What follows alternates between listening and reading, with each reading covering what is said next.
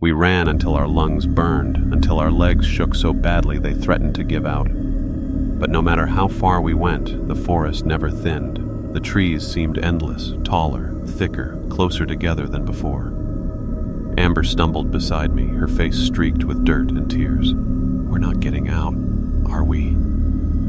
I wanted to tell her yes, that we'd find a road, a ranger station, anything. But the truth pressed heavy in my chest. The woods weren't just trapping us, they were changing. The path beneath our boots bent subtly, curling back on itself. Branches that should have been behind us now loomed ahead. When I stopped to catch my breath, I noticed something worse. A tree with a scar shaped like an X. We had passed it before. Amber saw it too. Her lip quivered. "We're going in circles." The wind picked up suddenly, howling low through the canopy. The trees swayed in rhythm, creaking like old bones. Their roots shifted with the sound, worming across the ground, closing the gaps between trunks. "They're moving," Amber whispered. I shook my head, trying to deny it, but then I watched as one massive pine twisted, its trunk groaning, bending closer. It blocked the faint path we'd been following. Branches whipped, snagging Amber's hair. She screamed, yanking free, leaving strands tangled in the bark. "Keep moving," I shouted, dragging her forward. The forest pressed tighter, funneling us into narrow corridors. Every turn led to another wall of bark. My panic rose. We weren't running from it anymore. It was hurting us. After what felt like hours, we stumbled into another clearing, but this one was worse. The ground was covered in bones. Deer, elk, maybe even bear. Skulls stared up at us, hollow-eyed, half buried in dirt. Some were fresh, still clinging with strips of flesh. Others so old they crumbled underfoot. Amber gagged, covering her mouth. "Oh God, the trove." As surrounding the clearing bent inward, forming a dome overhead. It wasn't just a forest anymore. It was a cage. That's when the knocking started again. Not distant this time, close, too close. I turned in a slow circle, my chest tight. The sound came from every trunk surrounding us. Knock, knock, knock. Amber clutched my sleeve, whispering, "They know we're trapped." A shape moved in the shadows between the trees. Pale, tall, grinning. Another appeared on the opposite side. Then another. One by one, they stepped into view, filling every gap in the cage of trees. Their yellow eyes glowed faintly, their heads tilting in unison. The knocking stopped. The leader stepped forward, taller than the rest, its grin stretching impossibly wide. It raised a long, bony finger and pointed directly at Amber. She froze. "Why me?" she whispered. I grabbed her hand. "Don't listen. Don't move." The creature's grin widened. Then it pointed at me, slowly, deliberately. And the trees behind us groaned, shifting aside, revealing a narrow path leading deeper into darkness. Amber's eyes widened. "It wants us to go." I swallowed hard, every instinct screaming not to. But behind us, the circle closed tighter, grins gleaming, footsteps advancing. We had no choice. We stepped into the path. The trees closed behind us. The trees. The creatures stepped forward in unison, their bare feet pressed into the spiral carved into the earth, filling each curve as though they had rehearsed this ritual for centuries. Amber's hand crushed mine, trembling so violently I thought her bones might snap. "What are they doing?" The air vibrated, not with sound, but with pressure, a low hum beneath the soil. My teeth ached, my vision blurred at the edges. The spiral glowed faintly, pulsing like a heartbeat. One of the creatures, taller than the rest, its grin stretching ear to ear, lowered itself onto its knees at the center. Its long fingers dug into the dirt, scooping handfuls into its mouth. It chewed soil like flesh, never breaking its yellow-eyed stare from us. The ground shook, roots twisted beneath the spiral, curling upward, veins bulging with sap the color of blood. They pulsed, feeding energy into the creatures. Amber sobbed, clutching my arm. "We can't stay here." I nodded, dragging her toward the outer edge. The nearest creature tilted its head, watching silently. As I tried to cross the line of the spiral, my body convulsed. Every nerve lit on fire. Invisible force slammed me back into the circle, chest heaving, lungs burning. Amber screamed, falling to her knees beside me. "It won't let us leave."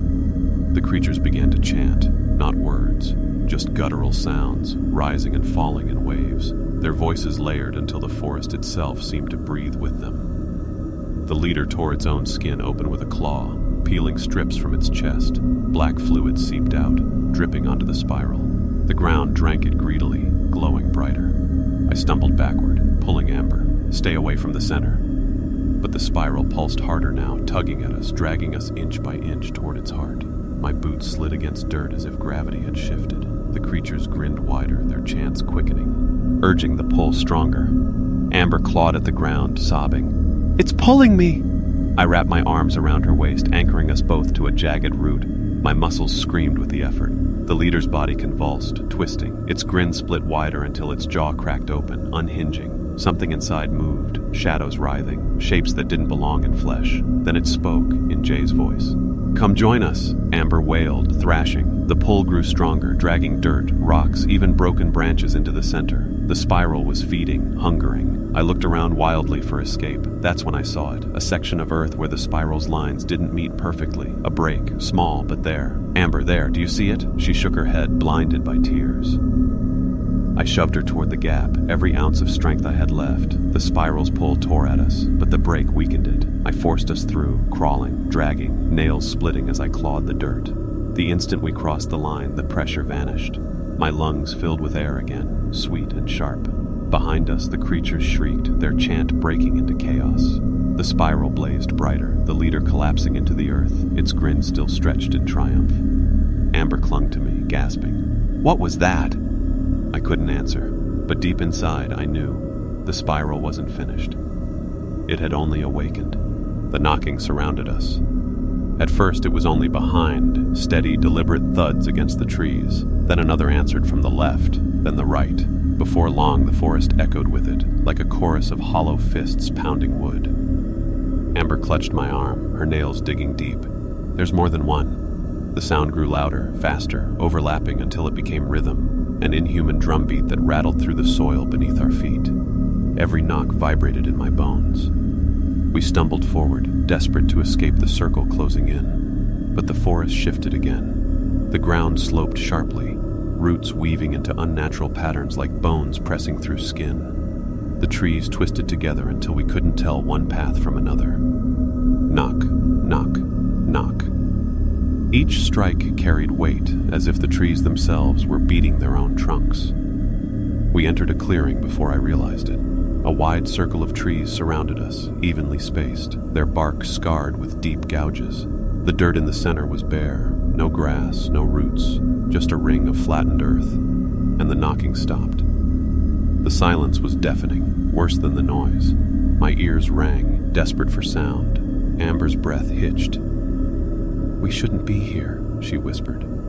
She was right. The circle wasn't natural. It felt like a place meant for something ritualistic, something old. The air thickened, hot and sour, burning the back of my throat. I gagged, covering my mouth. Amber swayed, dizzy, clutching her head. Then, one by one, figures stepped from between the trees. Pale, thin, faces stretched too wide in their grins. Eyes glowing yellow like lanterns in the dark. Not one, not two, 9. They stood evenly spaced, filling the gaps between trees, forming a ring around the circle. Their bodies bent wrong, their heads tilting in unison, movements jerky like marionettes on tangled strings. Amber whimpered, collapsing to her knees. I pulled her up, but my legs shook so badly I nearly fell with her.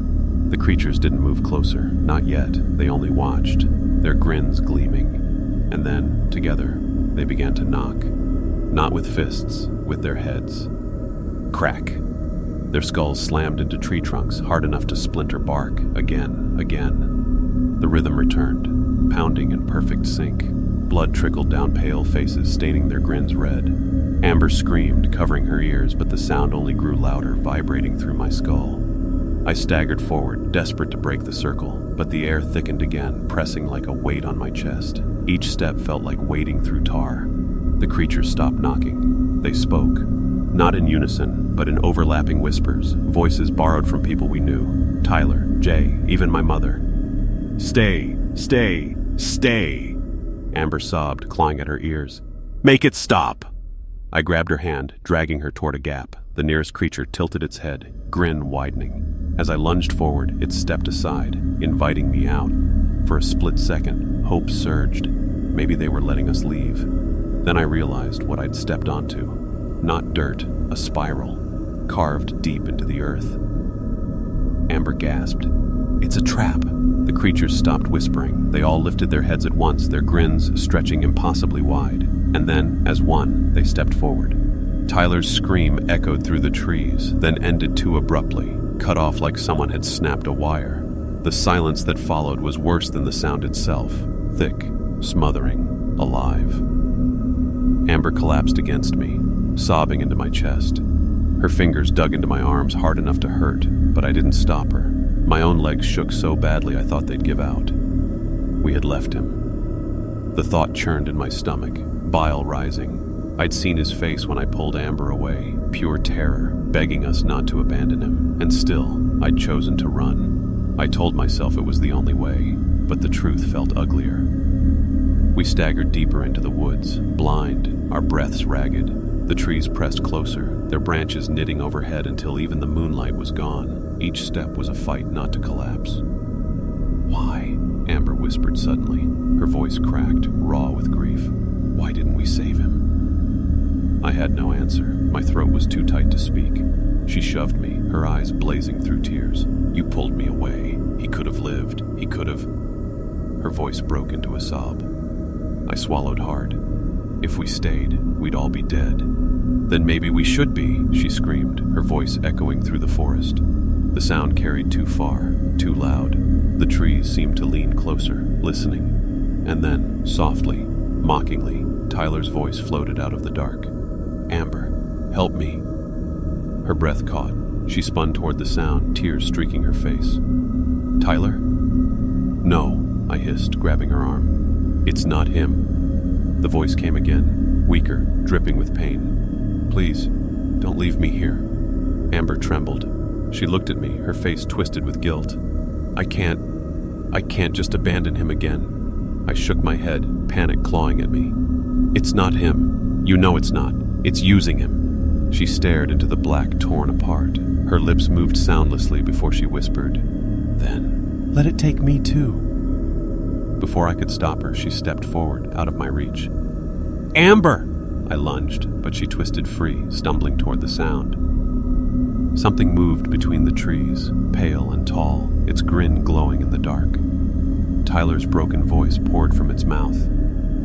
"Amber." She froze, staring at it. Her body shook, caught between horror and desperate hope.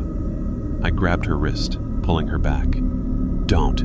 It's not him." The creature tilted its head, watching us with hungry patience. Then it spoke again, this time in my voice. "Don't. It's not him." The mimicry was perfect. My stomach dropped. Amber's face crumpled.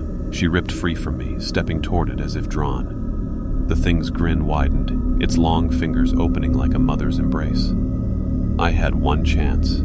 I hurled a rock straight at Amber, striking her shoulder. She screamed in pain and fell back into me just as the creature lunged. Its arms swept through the space she'd been standing. We tumbled together into the dirt. The thing hissed, furious, its body folding back into the shadows. Amber sobbed, clutching her shoulder. "Why did you do that?" "Because," I whispered, my own tears burning hot, "you don't sacrifice yourself for something that isn't human anymore." The forest went quiet, too quiet. And then the knocking started again. Tyler's leg was shredded. The thing's claws had raked deep, tearing muscle as easily as fabric. Blood slicked down his calf, soaking his boot with every step.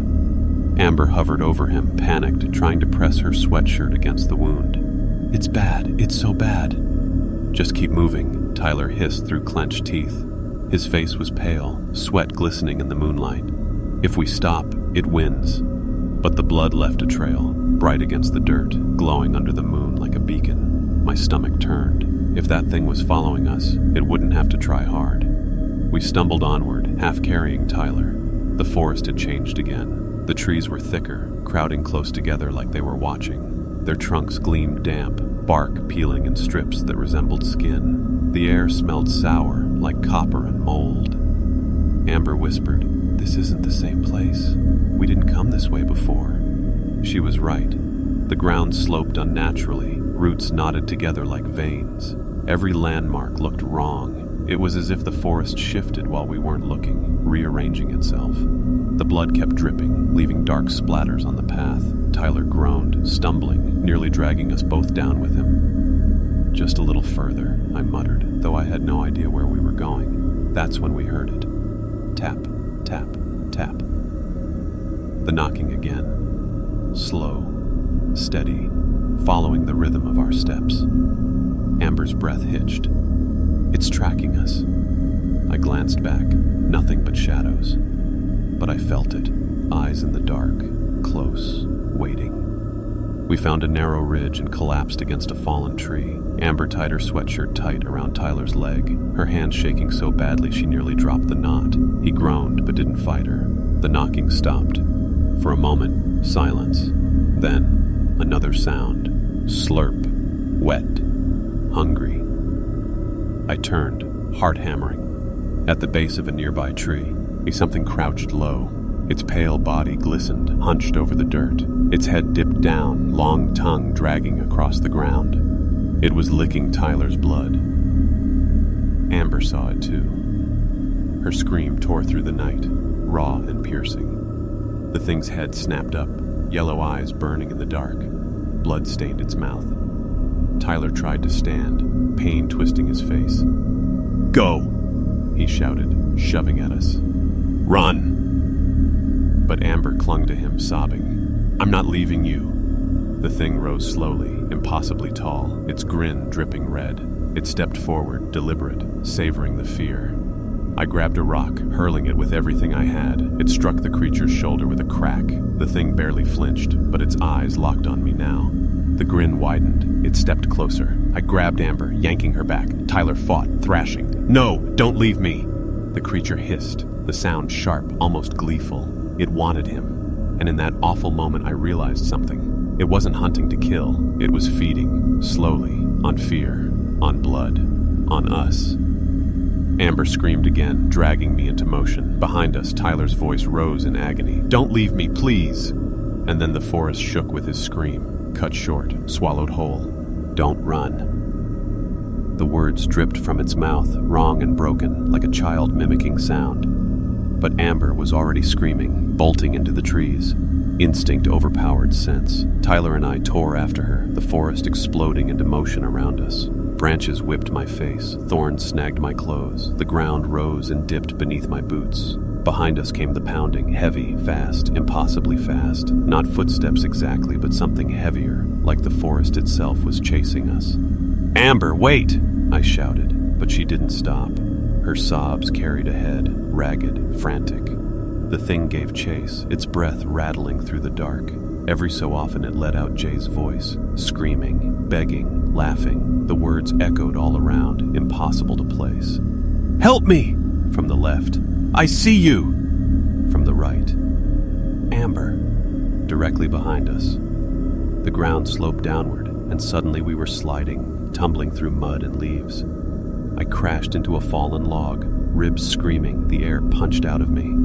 Tyler landed hard nearby, groaning. Amber wasn't with us. Panic surged, hotter than pain. I staggered upright, scanning the black. "Amber!" Her voice floated faintly. "Here! Over here!" We ran toward it, but the moment we moved, another voice answered. Identical, but from the opposite direction. "Here. Over here." Tyler stopped short, cursing. "It's tricking us." The pounding footsteps grew louder, closer. The trees swayed, leaves shuddering like something massive pressed through them. A flash of pale skin whipped between the trunks. Too long, too fast. My stomach dropped. "Move!" Tyler shouted, dragging me forward. We crashed through a narrow gap between boulders, scraping shoulders on stone. The space beyond opened into a shallow ravine, moonlight catching pools of black water. That's when Amber screamed again. This time it wasn't words, just raw terror. We steers, printed toward the sound, splashing through the muck. My lungs burned, my legs shaking with every stride. I caught sight of her, stumbling near the far wall, hands clawing at the rocks. And then it stepped into the ravine, pale, towering, its limbs bent wrong, its body folding like paper, yellow eyes locked on Amber, its mouth stretched open, and Jay's scream poured out. Tyler hurled his branch, striking its chest with a crack. It didn't flinch, it just turned that grin toward him. "Run!" I bellowed. Amber scrambled up the rocks, Tyler at her side, clawing upward. I followed, heart battering my ribs. The thing moved fast, faster than anything should. It slammed into the wall beneath us, shaking loose pebbles, its hands scraping grooves into the stone. "Climb!" Tyler shouted. He pushed Amber upward, boosting her to a ledge. She hauled herself up, sobbing. I reached for Tyler, but the thing's arm shot out, swiping past his leg. Its nails tore fabric, skin. He screamed, kicking wildly. I grabbed his arm and yanked with everything I had. For a heartbeat, I thought we'd both go down. Then he lurched upward, collapsing beside me, bleeding but alive. We didn't stop. We scrambled higher until the rocks leveled out, the forest stretching endless again. The thing's laughter followed, bubbling, broken. And then, faint but clear, Jay's voice whispered directly into my ear. "You can't run forever. Help! It's me. Jay." The voice drifted through the trees, faint but clear. Amber bolted upright, eyes wide. "He's alive!" she gasped, already stumbling toward the sound. Tyler caught her arm hard, yanking her back. "Don't be stupid, that's not him." "It is him, you heard it." Amber's voice cracked, torn between hope and terror. I swallowed hard. The voice had sounded like Jay, yes, same cadence, same rasp of cigarettes, but something was off. Too slow, too drawn out, like a recording dragged across warped tape. "Help, please. It's cold." The words floated again, closer now. The direction was impossible to track. It came from everywhere and nowhere at once, bouncing between the trees. Amber tugged at Tyler's grip, her face streaked with tears. "He needs us." Tyler's jaw clenched. Jay screamed. "You heard it. You saw his pack. That thing has him, Amber, or it's using his voice to lure us." The fire crackled weakly between us, throwing shadows that twitched across the trunks. My heart pounded so hard it hurt. Then the voice came again, louder. "Please, it's dark. Don't leave me." Amber broke free, stumbling a few steps into the black. "Jay, where are you?" "Amber, stop!" I shouted, rushing after her. Tyler followed, branch raised. The forest swallowed the firelight quickly. The deeper we went, the darker it became, the trees pressing closer. The voice grew louder, circling us, never fixed in one place. "Over here," it said. Then instantly, "This way," from the opposite side. Amber spun in circles, sobbing, chasing the sound. "Jay!" My stomach twisted. Something about the words was wrong. Not just the tone, it was the pauses. The unnatural gaps between syllables, like someone mimicking speech without understanding it.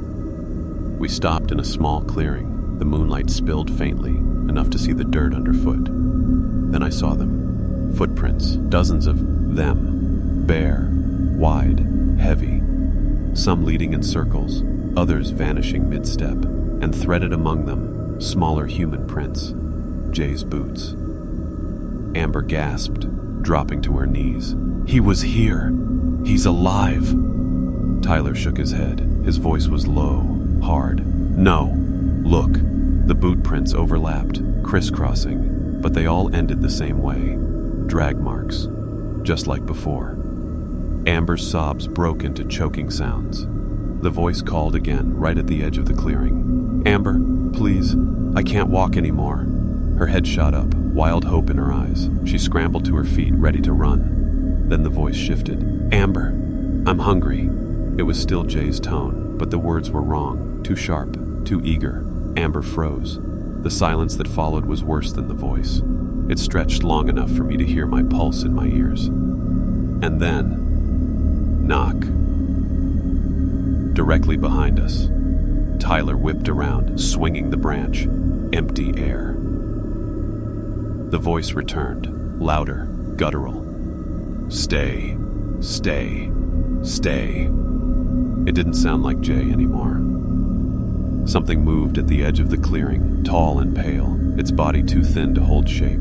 It crouched low, its grin glowing in the moonlight. Amber screamed. The thing answered, in Jay's voice. Don't run. We didn't move.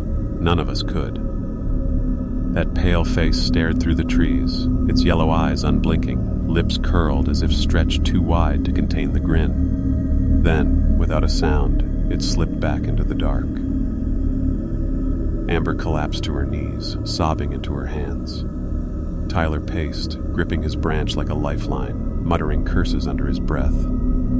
My skin prickled with every whisper of wind through the leaves. I knew it hadn't left us. It was waiting. When night fell, we tried to build another fire. Our hands shook so badly the kindling refused to catch at first. Finally, the flames licked upward, but instead of comfort, the fire only threw shadows that twisted and moved like figures dancing just out of reach. We sat close, packs clutched to our chests, eyes fixed outward. None of us spoke. That's when the knocking started. A hollow thud against wood. Slow, deliberate. Knock, knock, knock. We froze. It came from somewhere behind the trees. A pause, then again. Knock, knock, knock.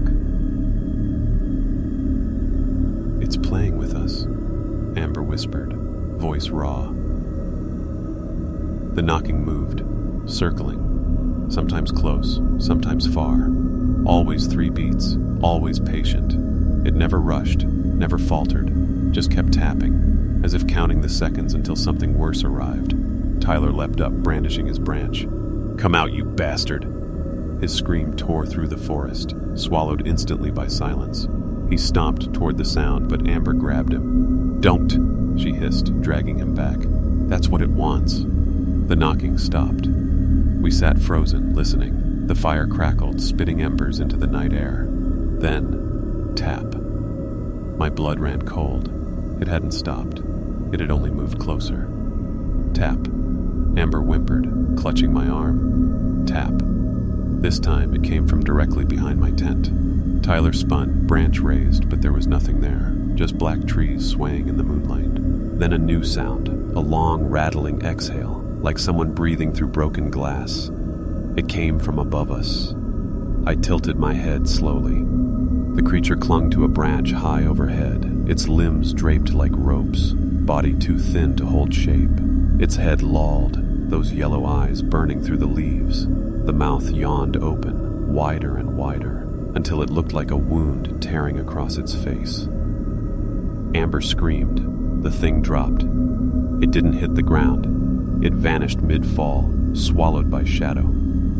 We backed toward the fire, pressed shoulder to shoulder, the flames crackling too small, too weak to feel safe. My ears strained, waiting for another sound, but the forest was deathly still again. Then, right behind me, knock.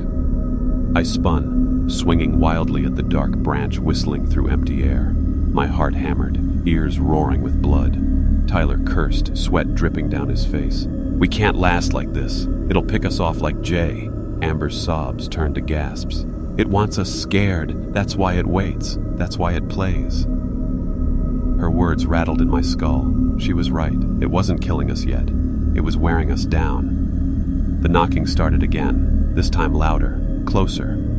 And then, with a suddenness that nearly stopped my heart, a human voice whispered from the dark. Help! It's me, Jay.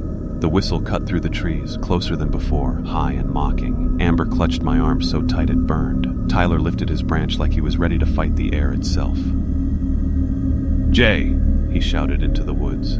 His voice cracked. If that's you, stop screwing around. But we all knew it wasn't Jay.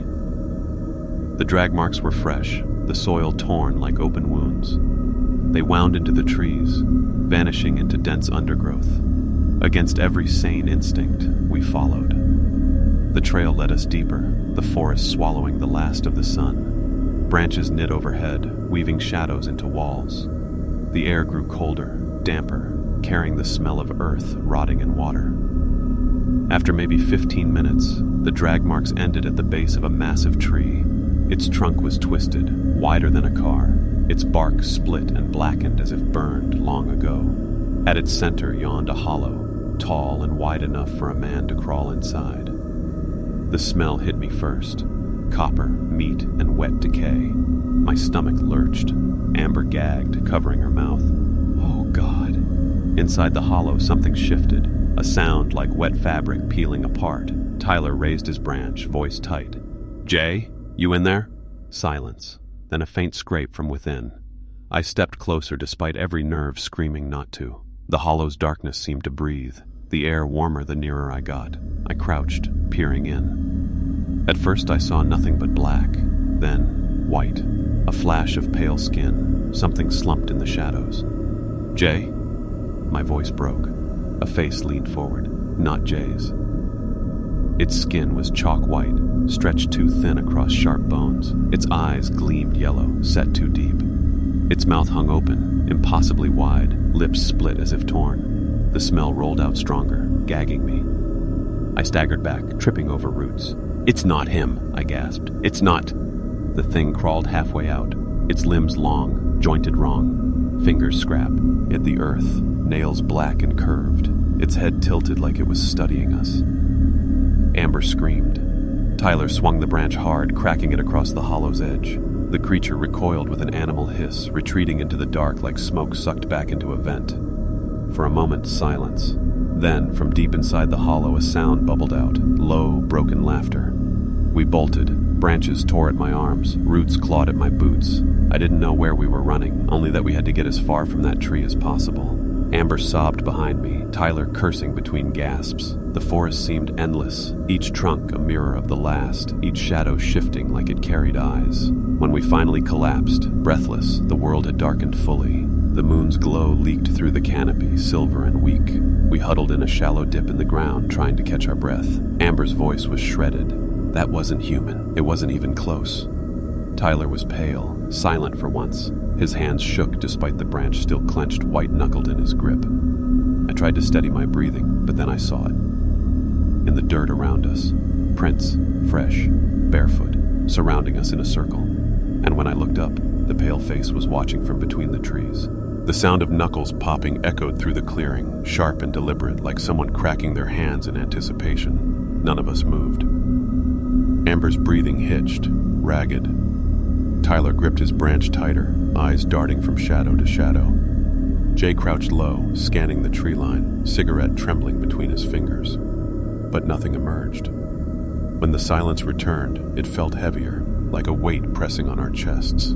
We stood frozen until the sky began to dim again, the day burning out faster than it should have. Shadows pooled in the clearing, stretching long, reaching toward us.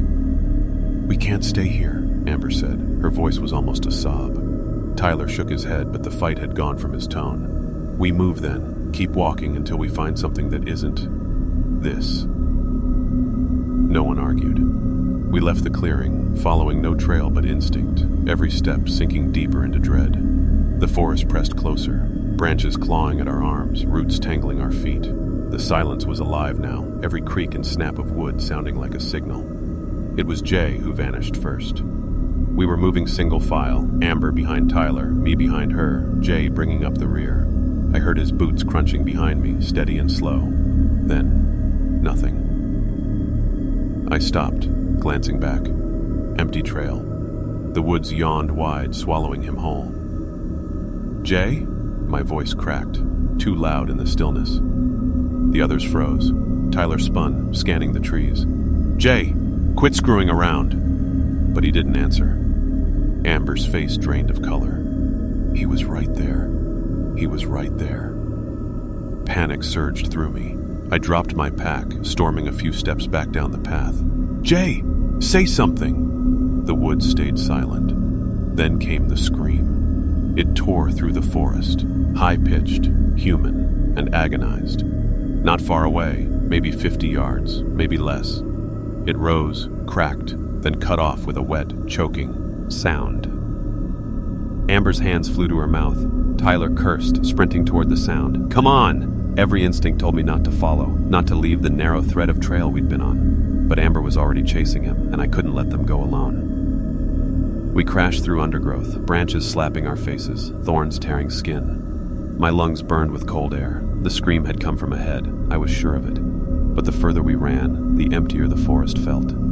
Finally, we stumbled into a small hollow, the ground damp and sunken. Tyler stopped short, chest heaving. Amber skidded to a halt beside him. The clearing was empty. No Jay, no footprints, no struggle, just silence, thick and absolute. Amber began to sob. "He was here! He was here!" "Shut up!" Tyler snapped, but his voice cracked. He scanned the tree line, branch raised like a weapon. "He has to be close." I turned slowly, heart hammering. The trees looked wrong here, too many. Trunks pressed close together, bark dark and slick like wet stone. That's when I noticed it. Near the edge of the hollow, half hidden beneath a fallen log, was Jay's pack. Torn open, straps shredded like paper, and next to it, drag marks in the soil, long, deep grooves, leading away. Amber grabbed my arm, nails digging deep. "It's taking us one by one." Before I could answer, the whistle came again, closer than ever. It moved when we moved, stopping when we stopped, always just far enough to blur between the trunks, pale and silent. The woods weren't empty anymore, they were occupied. We pressed on, no one speaking, the crunch of boots the only sound. The deeper we went, the more the forest shifted. Trails that had been clear became overgrown with moss and brambles. Landmarks repeated, same split oak, same patch of mushrooms, same cluster of rocks, though we swore we hadn't circled back. "Tyler," Amber hissed, "you said you knew this place." His jaw clenched. "I do." "Then why are we still here?" The truth was obvious. We were lost. The map in Tyler's pack might as well have been blank paper. Every direction looked the same. Endless trees, endless shadows. Jay finally broke the silence. "It's not the forest. It's us. Something doesn't want us leaving." I wanted to argue, but his words sank deep. Because no matter how carefully we walked, the trail behind us always seemed to vanish, swallowed by greenery. Even our footprints disappeared after a few minutes, the soil knitting itself whole. The weight of being watched pressed harder with each step. My ears strained constantly, waiting for the crack of a branch, the whistle, the scream. Instead came only silence, heavy and unnatural. By noon, exhaustion set in. We stopped near a creek, the water sluggish and dark. Amber knelt to fill a bottle but froze, eyes wide. "What is it?" I asked. She dipped the bottle again, then pulled it up. The water inside wasn't clear. It was tinged pink, faint but undeniable. "Blood," she whispered. Jay snatched it, sniffed, swore under his breath. Something upstream, something big. I stared at the trickle of crimson threading through the current. It wasn't much, but it meant something had bled, recently. Tyler kicked at the dirt, muttering, "Probably a deer. You're all looking for monsters, And the answer's right there." Amber rounded on him. "Then where's the deer, Tyler? Where the hell is it?" His silence was worse than denial. We moved on quickly, no one willing to drink from the creek. My throat ached with thirst, but every gulp of air felt tainted anyway, thick with the smell of damp rot. By late afternoon, shadows stretched long. We stumbled into a small clearing. Relief flickered, until I realized I recognized it. The same clearing from this morning, same crooked pine leaning over the fire pit, same faint circle of footprints pressed into the dirt. "We never left," Amber whispered. Tyler swore, throwing his pack to the ground. "That's impossible." But the evidence surrounded us. Our gear was gone, sure, but the ash of our old fire still blackened the soil. The forest had turned us in circles, trapping us in its ribs. Jay bent low, staring at the ground, his face drained of color. "New prints," he said. I followed his gaze. The massive barefoot tracks cut fresh circles around the clearing, deeper, heavier than before. And next to them, drag marks, long furrows in the soil, as though something heavy had been pulled along the ground. The trail led back into the trees. Something was leading us, or hurting us. Amber's voice trembled. "It wants us here." And then from the tree line came a sound that twisted my stomach inside out. The faint, deliberate crack of knuckles popping. The second trail of footprints froze us in place. Unlike the massive prints that looped around the tents, these were smaller, human, barefoot. They began at the tree line and ended at the fire pit, vanishing into the churned dirt where we'd sat the night before. It was as if someone, or something, had been standing among us. "Jesus Christ," Amber whispered. She backed away until her shoulders brushed the tent. It came right up to us. It was here. Tyler crouched low, tracing one of the smaller impressions with his hand. His voice was forced calm, the kind of calm that's worse than panic. Could have been one of us during the night. Sleepwalking, maybe. "No one sleepwalked," Jay said flatly. His eyes were darker than I'd ever seen, fixed on the trees. "Don't bullshit us, Tyler. You saw it. You heard it. This isn't an animal. It's hunting." The word landed hard. Hunting. The air felt thicker suddenly, hard to draw into my lungs. I kept glancing at the trees, half expecting to see those yellow eyes staring back. The forest was still, but not in a peaceful way. It felt like a room holding its breath, waiting for something to happen. "We can't stay here," Amber said, her voice trembling but sharp. "If we move during the day, maybe we can find the trail back to the Jeep." Tyler shook his head.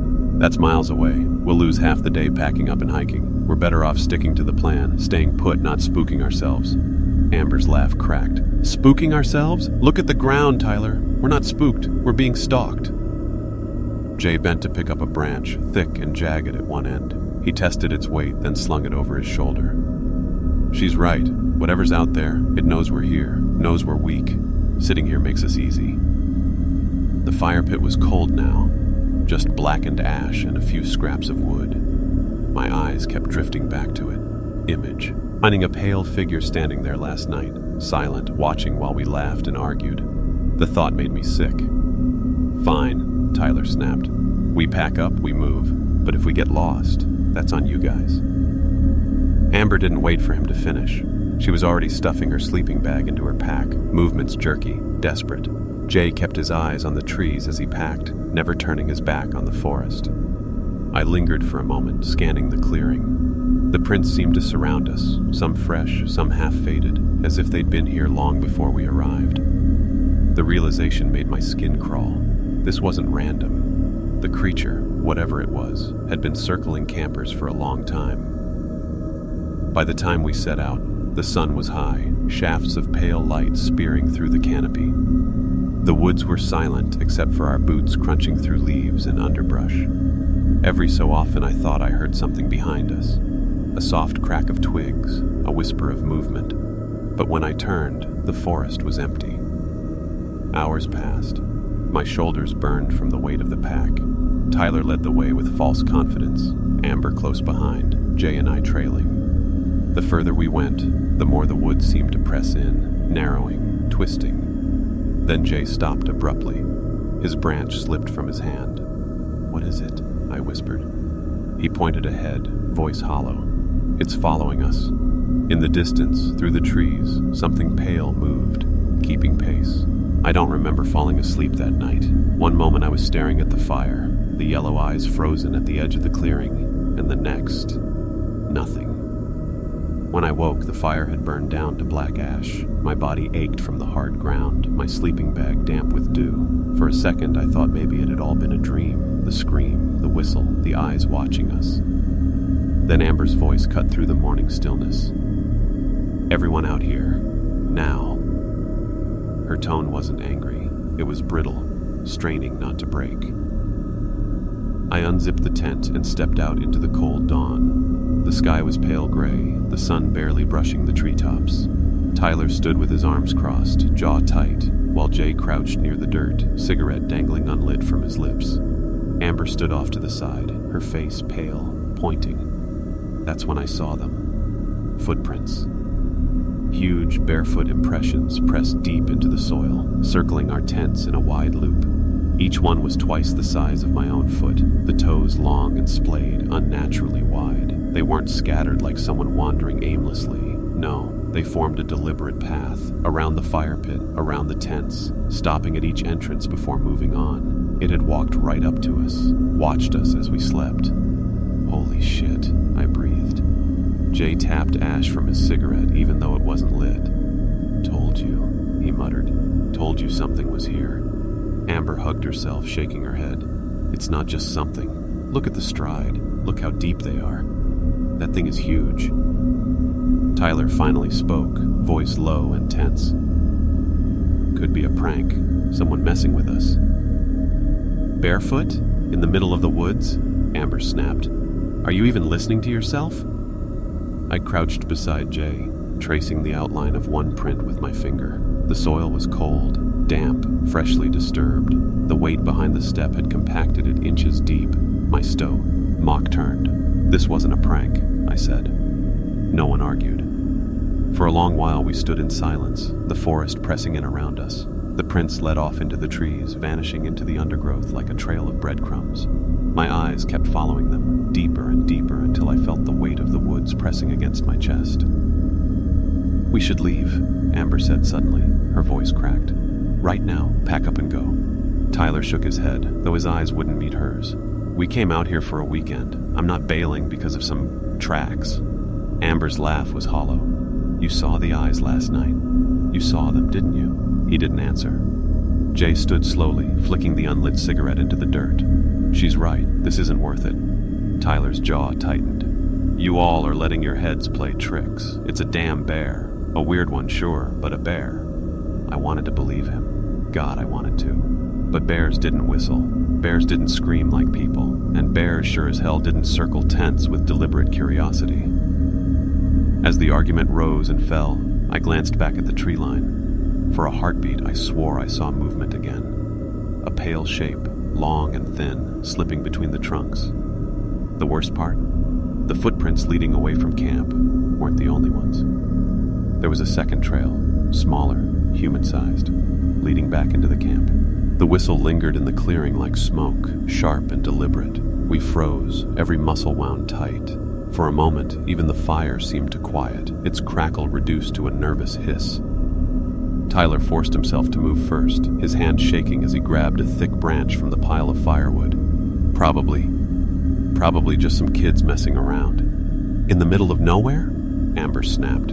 Her eyes were huge, darting from shadow to shadow. Jay flicked his cigarette into the fire, the ember vanishing with a hiss. That wasn't kids. His voice carried no doubt, only grim certainty. No one suggested going into the woods to check. We all knew instinctively that leaving the fire's circle of light would be a mistake. Instead, we sat back down, shoulders drawn tight, eyes flicking constantly to the tree line. The silence stretched. Finally, Tyler cleared his throat. You know what? We're freaking ourselves out. That's what this place does. It plays tricks on you. You hear wind, you think it's a scream. You hear a bird, you think it's a whistle. That's all. Amber glared at him. And what about the thing that ran across the road? Are you calling that a trick too? He hesitated just long enough to betray himself. Big deer, that's all. No one argued, but the lie sat between us like another person at the fire. Jay leaned forward, his face half lit by the flames. You know what I think? This place doesn't want us here. A cold breeze snaked through the clearing at that exact moment, lifting the hairs on the back of my neck. Jesus, don't start, Tyler said, voice tight. I'm serious, Jay pressed. Haven't you felt it? Like the trees are listening? Like something's holding its breath, just waiting? No one spoke. We didn't have to. We all felt it. Amber took a long sip of her beer, then slammed the can down harder than necessary. Fine. You want a confession? I did. Didn't even want to come. Tyler begged me to. Said it would be fun. Said it would be good for us. Her voice cracked. But all I've felt since we got here is wrong, like we're trespassing. Tyler's face flushed, either from anger or fear. Amber, no, don't, she cut him off. I can feel it. Something's here, watching. The fire popped, sending sparks upward, and for a moment all of us looked skyward, the canopy stretched above like a ceiling of black teeth. I swallowed hard. She's right, I admitted quietly. I saw something earlier, before we set up camp, in the trees. It looked like it was watching. Tyler barked a laugh, too loud, too sharp. "Oh, come on, man, not you too." But his laugh didn't reach his eyes. Silence settled again, thicker now, as though the woods were leaning closer to hear our secrets. None of us spoke for a long time. Then Amber whispered, barely audible, "It's closer now." I followed her gaze. Beyond the ring of firelight, in the exact place where the whistle had come from, two yellow eyes hovered between the trees. They blinked once, and then they began to move forward. The first night in the woods is supposed to feel magical. Stars brighter than you've ever seen, fire crackling, laughter echoing into the trees. That's what Tyler promised. Instead, it felt like the forest had swallowed us whole. By the time the tents were pitched, the sun had bled into the horizon, leaving streaks of bruised purple and gray. Shadows pooled at the edges of the clearing. Jay got the fire going with practiced flicks of his lighter, the flames snapping and spitting sparks into the air. We huddled around it, beers sweating in our hands. The firelight painted our faces orange, but the woods beyond the ring of light were bottomless. I couldn't shake the image of that thing we'd seen cross the road earlier, how it had moved, how silent it had been. Amber broke the silence first. "So, who else heard the whistle?" Nobody answered. Tyler busied himself with roasting hot dogs on a stick, pretending not to hear. Jay just leaned back, smoke curling from his lips, gaze fixed on the fire. "I'm serious," Amber pressed. "It wasn't a bird. It wasn't an animal. Someone was out there. Probably another camper," Tyler muttered. "Then where are their tents?" she shot back. I shifted uncomfortably, the beer suddenly sour in my mouth. The truth was, I'd heard it too, twice. A human whistle, carrying clear in the still night air, and it hadn't sounded far away. The fire popped, startling me. For a while we let silence stretch. The woods pressed closer with every passing second as though leaning in to listen. Eventually, Tyler cleared his throat and tried to lighten the mood. "All right, tradition. First night, first ghost story. Who's got one?" Nobody volunteered. "Fine," he said, smirking. "I'll start." He told us about a legend of the Hollow Woods, a hunter who vanished here 100 years ago, only to return decades later, unchanged, his skin pale as ash. Suppose as. Saidly, he lured travelers into the trees with whistles, then left nothing but bones behind. Amber rolled her eyes, but her fingers twisted in her lap. Jay muttered, "Not funny, man." But Tyler only grinned, feeding another stick into the fire. "Relax, it's just a story." That's when the sound came. Not a whistle this time. A scream. High, sharp, tearing through the stillness like a blade. It echoed so clearly that my stomach dropped. Every one of us froze. The fire crackled, but no one moved. "Jesus Christ," Amber whispered. The scream cut off as suddenly as it began, leaving only the ringing in our ears. Silence fell heavier than before, as if the woods had swallowed the sound whole. Tyler forced a laugh, though his voice shook. "Coyotes. Has to be. They scream sometimes." "That wasn't a coyote," Jay said flatly. His eyes were wide now, fully awake, cigarette trembling between his fingers. "That was human." I swallowed hard, staring into the black wall of trees. My imagination filled the dark with shapes, pale limbs, shifting shadows, eyes glinting where no eyes should be. Amber stood abruptly. I'm not sitting here waiting to be next, but as she turned toward the tree line, something moved. A branch cracked, low, deliberate, not the wind. We all spun toward the sound, and then, from just beyond the glow of the firelight, came another whistle. The road into the Hollow Woods was nothing more than a cracked ribbon of asphalt, fading into gravel, then dirt. It wasn't on any GPS. Tyler swore he knew it, like the back of his hand, though he'd only been here twice before. I sat in the back of his old Jeep, the windows rolled down to let in the sharp, earthy smell of pine. Every bump rattled my teeth, every pothole jostled my pack against the seat. Amber sat up front, her arms crossed tight as if bracing for impact, while Jay leaned against the window, cigarette glowing orange in the dark. The further we drove, the stranger it felt. The forest didn't just surround us, it swallowed the road whole. The canopy knitted so thick overhead that it strangled the sunlight, leaving only narrow shafts that looked like spears cutting through the gloom. "Creepy as hell, right?" Tyler said, smirking into the rearview mirror. I tried to laugh, but the sound caught in my throat. Feels empty. Exactly. Tyler slapped the steering wheel. No cell service, no traffic, no bullshit, just us and nature. But nature shouldn't have been this quiet. The only sound was the grind of tires against gravel and the occasional wheeze of the Jeep's suspension. No bird calls, no insects. Even the wind seemed to have died. Amber finally spoke. "Slow down. You'll miss the turn." Tyler frowned. "Relax. I know where I'm..." The Jeep jerked as a shape darted across the road. I only caught a glimpse. Something white, hunched, moving on all fours but too fast. Too big to be a deer. My stomach lurched. "Jesus Christ!" Amber shouted.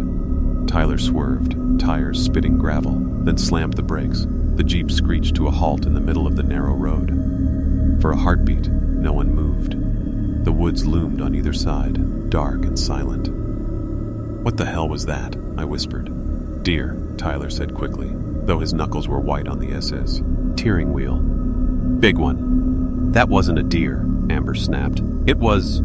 wrong." Jay exhaled smoke, eyes half-lidded. Didn't look like anything I've seen before. The silence after his words pressed down on us, thick and suffocating. I found myself staring into the trees, waiting for it to move again, waiting for it to step back onto the road, but nothing came. Finally, Tyler forced a laugh, too loud, too forced. "Whatever it was, it's gone. Just nerves, you guys. First trip jitters. Let's keep going." He put the Jeep in gear, and the tires crunched forward reluctantly, as if even the machine wanted to stay put. The rest of the drive passed in uneasy quiet. Every bend in the road seemed sharper, every shadow deeper. By the time we reached the small dirt lot near the trailhead, my legs were stiff from tension. We climbed out, stretching, adjusting packs. Amber scanned the tree line with narrowed eyes. "Something's wrong with this place," she muttered. Tyler rolled his eyes. "Don't start." But I noticed he didn't meet her gaze when he said it. Jay flicked his cigarette into the dirt and crushed it under his boot. "Wrong or not," he said, "we're here now." That's when I heard it. A faint sound, carried on the still air. A low whistle, almost like someone calling for a dog.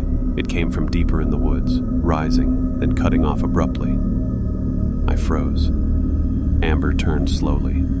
"Did you hear that?" Nobody answered. The whistle came again, closer this time. They found the hikers' remains in a shallow creek bed, picked clean down to the bone. That's how the news report began, the anchor's voice crackling through the cheap radio in my car as I idled at the gas station. Authorities say the cause of death is unknown. Locals insist the forest is cursed.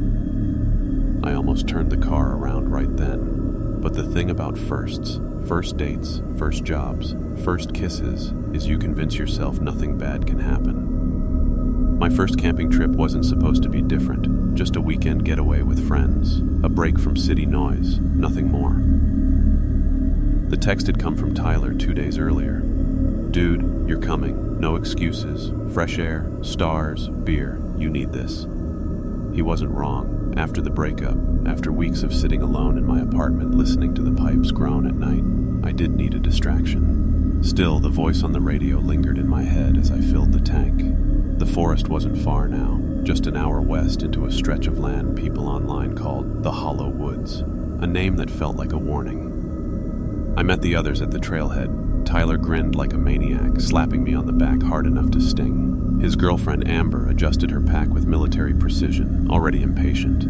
Then there was Jay, quiet, heavy-lidded, always smoking something. He raised 2 fingers in a lazy greeting. "You're late," Amber said. "Car trouble," I lied. Tyler threw an arm around me. "Don't worry, city boy. By Sunday you'll forget what asphalt even looks like." The trail swallowed us quickly. Trees pressed in, taller and thicker than any I'd seen, their branches knitting overhead like ribs of some massive animal. The air was damp and smelled of moss and old rot. Every step crunched with pine needles and unseen twigs snapping underfoot. We walked for hours. Conversation drifted, Tyler teasing Amber, Jay muttering above. But how quiet it was out here. Too quiet.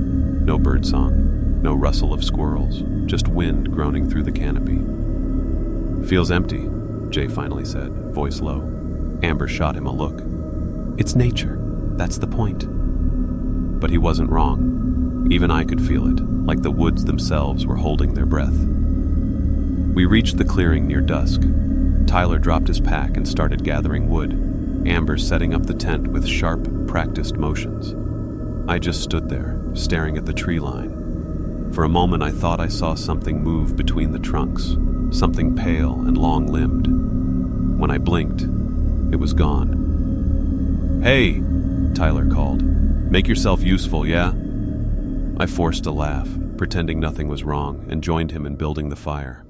Flames soon licked upward, warm and bright, pushing shadows back. But even with the fire crackling, I couldn't shake the feeling that something was watching from beyond the light.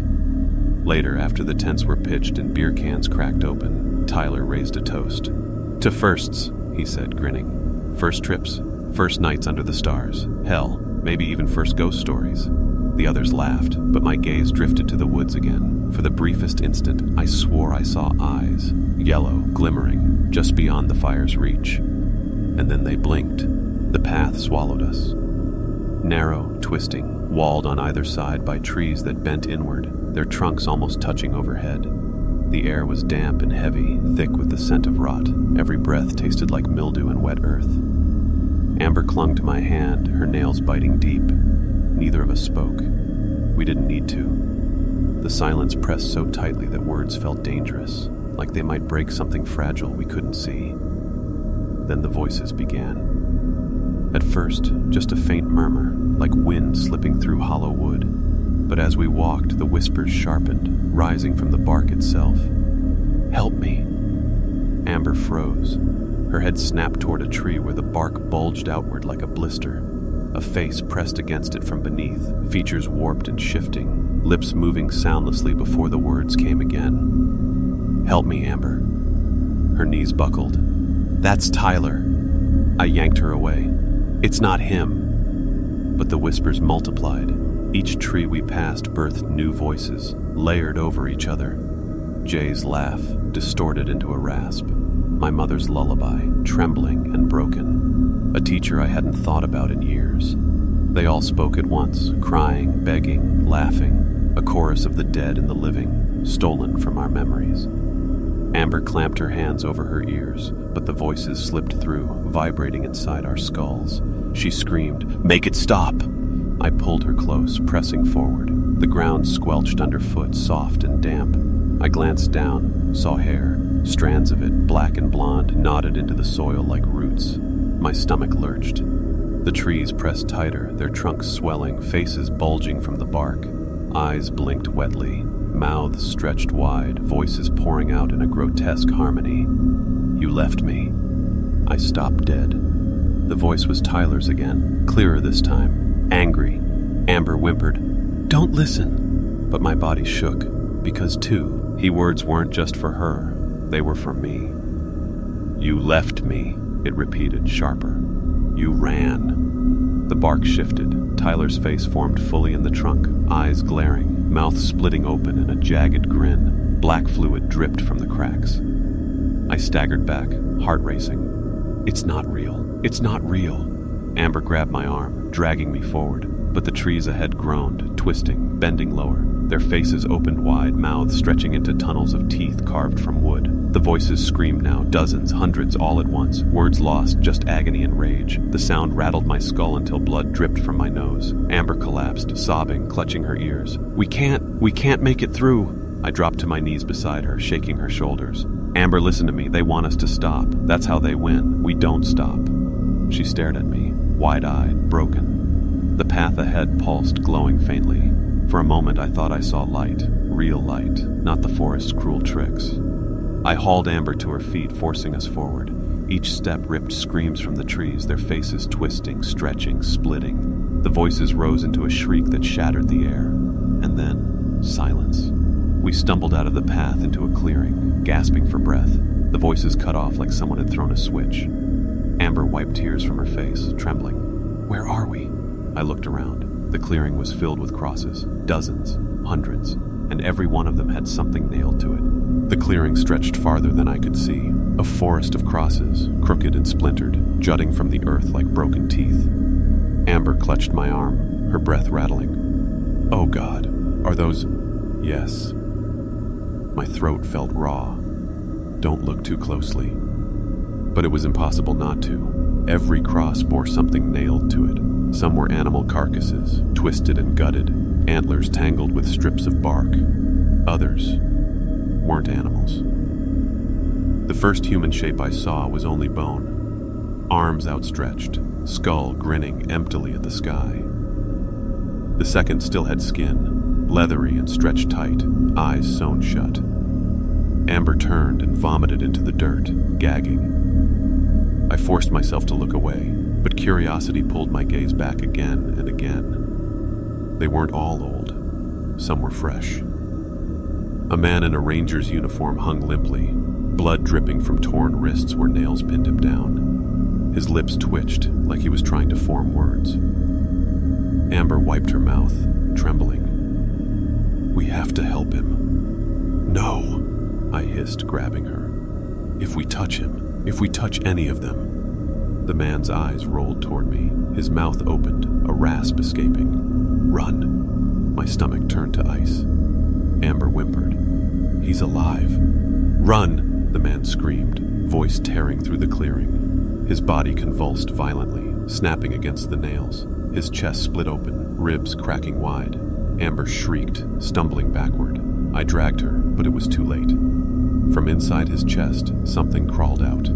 Pale arms, too long, a head bent backward, mouth stretched in a permanent grin. It peeled itself free from his hollowed body, dripping with blood and bile, then dropped to the dirt on all fours.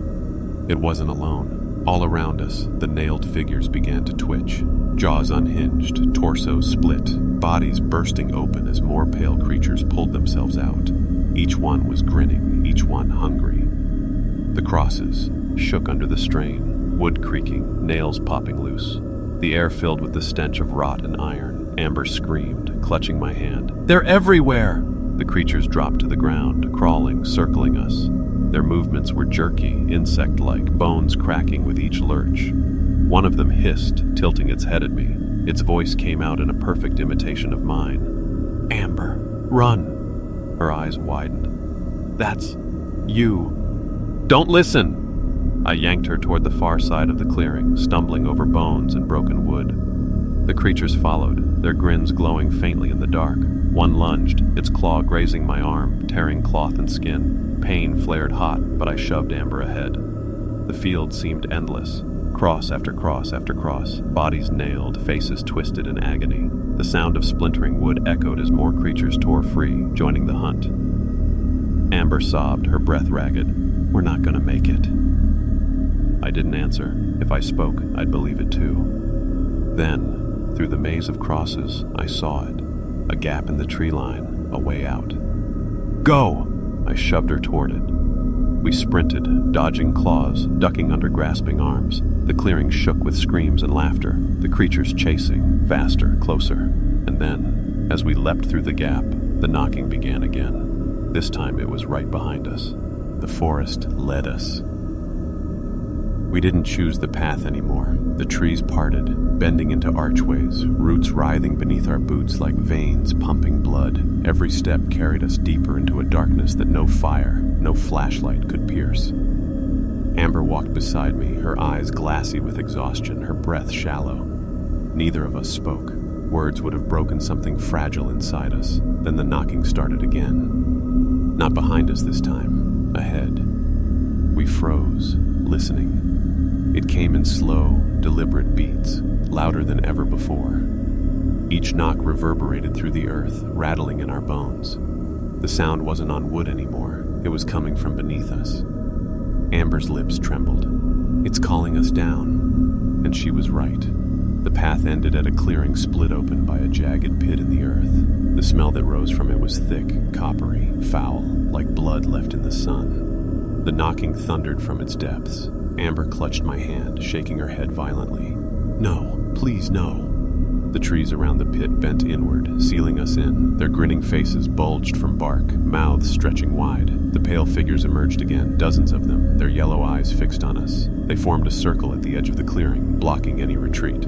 The leader stepped forward, taller than the rest, its skin stretched taut, grin impossibly wide. It raised its hand and pointed at me. My chest tightened. "It wants me." Amber sobbed, grabbing my shirt. "No, you can't!" The leader tilted its head. Then it pointed at her, slowly, deliberately. The knocking grew frantic, echoing in a rhythm that almost sounded like laughter. I realized the truth then. The forest didn't want one of us. It wanted both. The ground trembled, dirt collapsing inward. Something stirred in the pit, something vast and ancient. Pale hands clawed at the edge, enormous and many, pulling something. Hing upward, the figures around us fell to their knees, bowing, grinning wider. Amber screamed, clutching me as the pit split wider. I saw glimpses of it, a face too large, skinless, eyes glowing from within a skull of roots and bone. Its grin was carved into the earth itself, a mouth that stretched forever. The knocking was its heartbeat. Amber broke then. She tore free of me, staggering toward the pit. "If I go, it'll let you live." I lunged, grabbing her arm. "No, that's what it wants. Don't give it anything." She shook her head, tears streaming. "You don't understand. It already has us." The pale figures hissed approval, their grins twitching. I pulled her back, desperate, but the ground beneath us cracked, dropping us to our knees. From the pit came a rush of hot wind, thick with the smell of blood and rot. The ancient face rose higher, its eyes burning, its mouth opening to swallow us. And then suddenly, silence. The knocking stopped. The figures froze. The trees stilled. The world held its breath. Amber's hand slipped from mine. I turned, but she was gone. Swallowed by the earth in an instant, pulled down without a scream. I stood alone at the pit's edge, staring into the grin of the thing beneath, its eyes locked on mine, glowing with hunger, with knowledge. The forest didn't need to drag me down. It had taken her, and now it would let me live. Because the worst fate wasn't death, it was remembering. The figures rose, retreating into the trees. The ground sealed shut, leaving no trace of Amber, no trace of the pit. The knocking echoed once, final, inside my skull. And then the forest opened a path back to the world. I walked out at dawn, covered in blood and dirt, alone. To anyone else, it will look like I survived a camping trip gone wrong. But I know the truth. The woods let me go, so I can tell their story, so I can bring others back.